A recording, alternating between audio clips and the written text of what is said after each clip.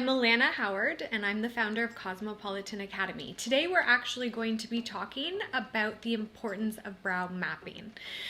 Aside from the obvious and creating symmetry on the face, we also want to create harmony on the face as a whole. So when you're mapping, we're not just looking at the shape, we're also looking at the size. So I like to look at the features of the face as a whole. So small lips, small nose, small eyes.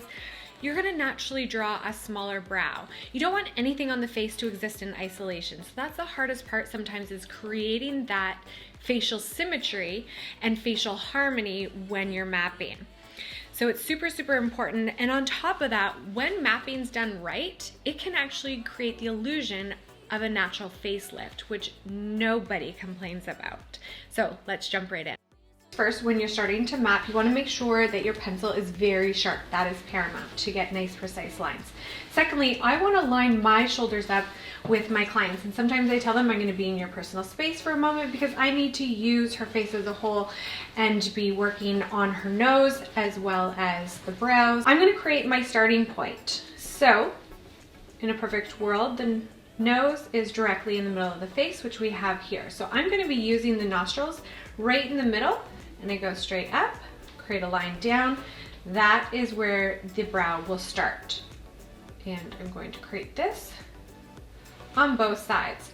For the next one, I'm going to have her look at my forehead, and you need to make sure as the technician that you're not to the left or to the right, because you can see her iris is actually moving, which will change my measurement. So again, shoulders lined up, she's gonna look right at my forehead. Middle of the nose, I'm gonna go right through the iris between the black and the white. That's where her eyebrow will arch. Exact same spot for both sides.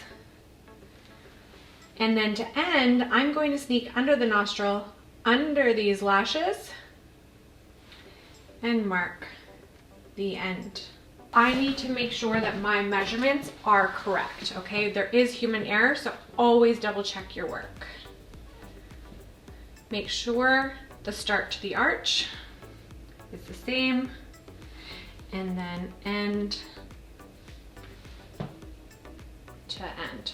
Perfect. So now I'm going to lay my client down and I'm going to draw on one perfect brow before I go into the 10 steps of mapping. Okay, so I like to really stretch the skin. You can close your eyes. And now I'm going to start mapping out the perfect brow. You have to forget about the hair that she has and give her what she needs, okay? So you're not just following the hair that she has naturally. And just because this is our starting line doesn't mean that we have to, when we're actually tattooing, create a solid line here, okay? You will actually smooth that out and soften it naturally with your tattoo.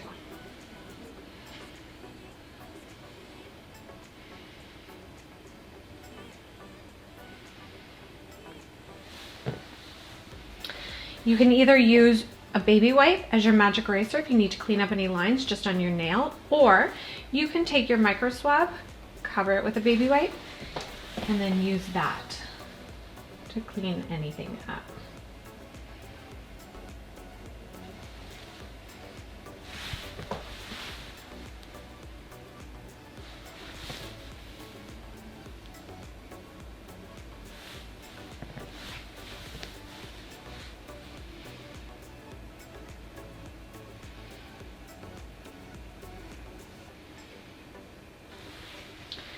So once you're satisfied with the shape, I'm going to sit my client up and have her okay it as well before I go into shaping the rest, mapping the second side. Okay, so for this part, I'm going to be using a string today. Sometimes I will also use a bendy ruler with my pencil, but today I'm going to use the string. Measurement number 1, I want to mark the arch height of the second brow. Okay, so now I know where it arches, now I know how high it needs to go. Next, I'm going to box in bottom thickness and then top thickness. Cut the box in half. Then I run my string along the angle of this perfect brow to wherever it lands in the middle of this. In order to get that perfect angle, okay, I ran my string along the angle of the perfect brow until it intersects here.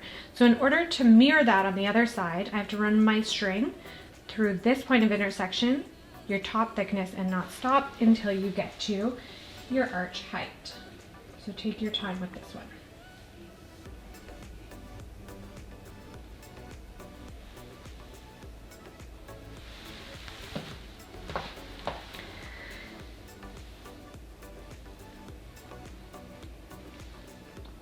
Next, I'm going to create a line at the top.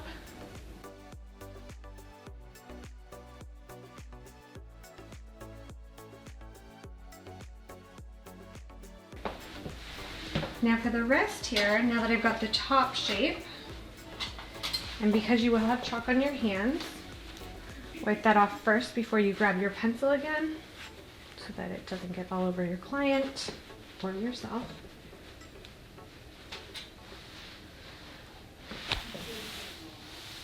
I'm going to go in and just perfect this area. Okay, I like to go over it with my pencil. You can skip this step, it's just a preference that I have.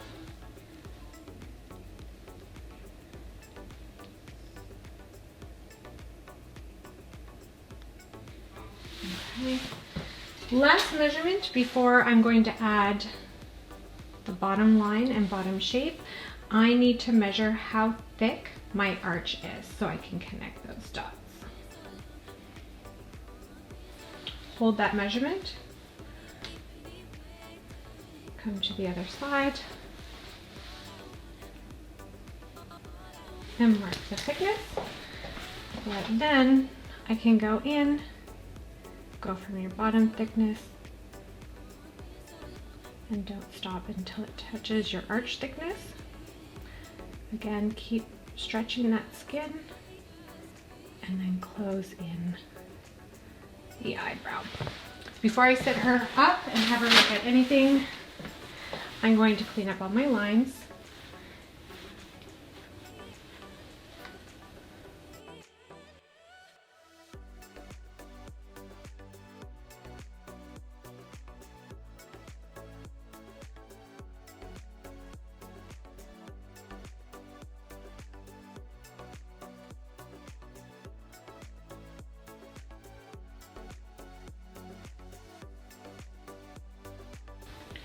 Once she okays it, then I'm going to take any hair outside my lines before I dot with a surgical marker so that it lasts for the whole appointment and I don't lose my shape.